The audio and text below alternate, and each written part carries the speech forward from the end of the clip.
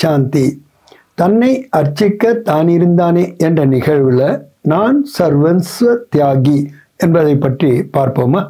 ஏன்னா பாபா சொல்றாங்க, தியாகம் இல்லையெனில் பாக்கியம் அது. நமக்கு மட்டும் அது பாக்கியத்தை உருவாக்குறது அல்ல, பிறருக்கும் கூட இது பாக்கியத்தை உருவாக்க வேண்டும் என்றால் நாம் தியாக இருக்க வேண்டியிருக்கின்றது. பாப் தாதா பிரம்மாவனுடைய முதல் அடியாக அல்லது சர்வ சிரேஷ்டமான ஒரு புருஷார்த்தமாக இந்த சர்வன்ஸ் தியாகி என்பதைத்தான் கூறுகின்றார்.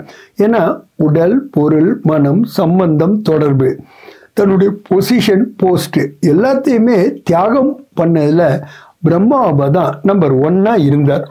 நமக்கு ஒரு எக்ஸாம்பிளாக இருந்து வழி நடத்துபவராகவும் இருக்கின்றார்.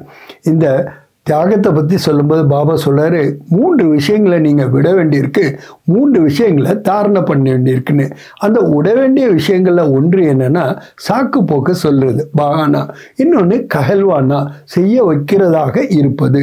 அதாவது நாம செய்துதான் பிறரை செய்ய வைக்க வேண்டுமே தவிர வெறுமனே பிறரை வேலை வாங்குற மாதிரி செய்யக்கூடாதுங்கிறது. 3வது பாபா சொல்றாரு, பூல்னா, மறந்து போறது. இது கூட 3மே இருக்கக்கூடாது. ஆனா அதுக்கு பதிலாக பாபா அதை ரீப்ளேஸ் பண்றதுக்காக சொல்றாரு, தியாக், தபஸ்யா, சேவா. இந்த 3ஐயும் ஒரு இடத்துல சொல்றாரு, சேவாதாரி என்றாலே யார் அப்படின்னா ஒரு தியாக தபஸ்யா செய்யக்கூடியவர்கள் என்றுதான். அதனால்தான் நாம சர்வகுண சம்பன்னமாக ஆக வேண்டுமானாலும் சரி, அல்லது அகங்காரியாக ஆக வேண்டுமானாலும் சரி, இந்த முக்கியமான சர்வன்ச தியாகம் என்பது அவசியமாக இருக்கின்றது. இன்னொரு இடத்துல பாப்தாதா சொல்றாங்க, இந்த சர்வன்ச தியாகியின் மூலமா உங்கள்கிட்ட 2 விசேஷமான குணங்கள் தாரணையில் வருகின்றன. ஒன்று சரளத்தன்மை, 2வது நாம சரளமா மட்டும் இருந்தா பத்தாது, 2வது நாம பணி உள்ளவர்களாகவும் இருக்க வேண்டும். அதாவது நிமித்த பாவ் உடையவர்களாகவும் இருக்க வேண்டும்.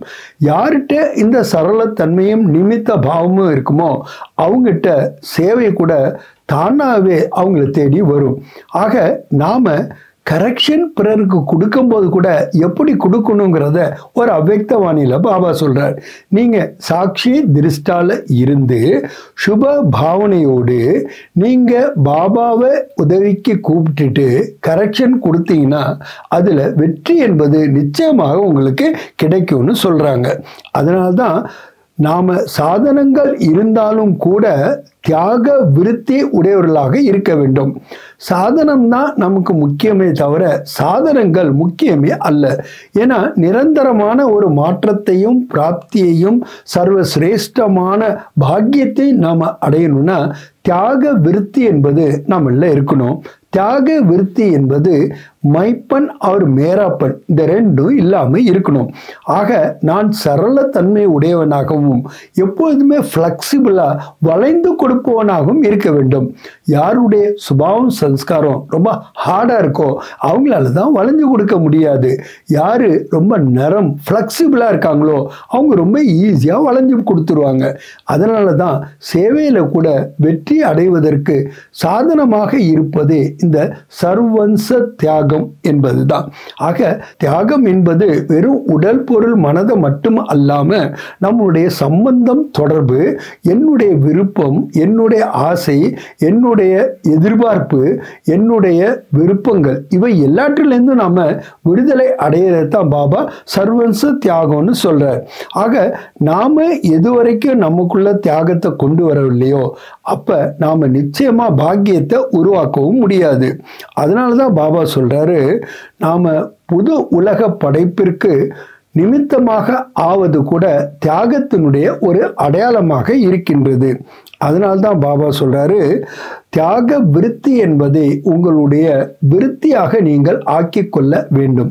இல்லைன்னா நாம கவர்ச்சியில வந்துடுறோம், பல எதிர்பார்ப்புகளில் வந்துடுறோம். எதிர்பார்ப்புகள் நம்மகிட்ட அதிகமாகும் போது ஏமாற்றங்களையும் நாம் ரொம்ப அதிகமாக பார்த்து விடுகின்றோம். அதனால்தான் ஒரு இடத்துல சொல்றாரு, மகாரதி என்றாலே சர்வன்ச அர்ப்பணம் செய்யக்கூடியவர்களாக இருக்கின்றார்கள்.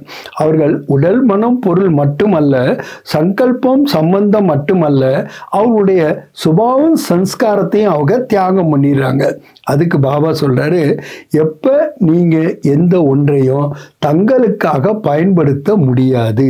ரெண்டே ரெண்டுக்கு தான் நீங்கள் பயன்படுத்த முடியும். ஒன்று நினைவு, இன்னொன்று சேவைக்கு. அதனால தான் பாபா சொல்கிறாரு, சில நேரம் நீங்கள் சொல்கிறீங்க, அச்சா கர்லேங்க, நாம் செஞ்சிருவோம் அப்படின்னு சொல்கிறீங்க.